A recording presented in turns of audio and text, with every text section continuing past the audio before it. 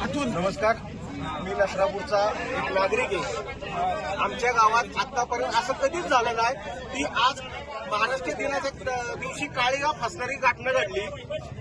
60 वर्षाच्या नराधमानी, तो कुठल्या का जातीचा असो धर्माचा सुद्धा आम्हाला माहित नाही, कांबळे ते हरामखोराचं नाव भीमाजी कांबळे, त्यांनी 3 वर्षाच्या मुलीवर अत्याचार केला आणि तिला मारून टाकलं.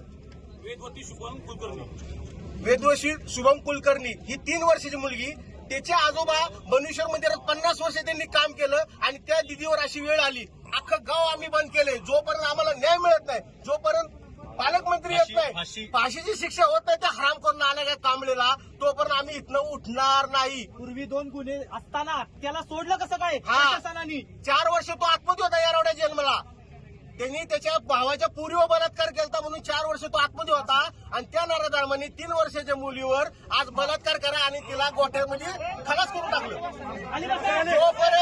जोपर्यंत आमचा मागण्या पूर्ण होत नाही तोपर्यंत आम्ही इथनं उठत नाही. पोलिसांनी काय करायचं ते करू द्या. अजिबात काय बोलू नको. गावातल्या सगळ्या ग्रामस्थ म्हणजे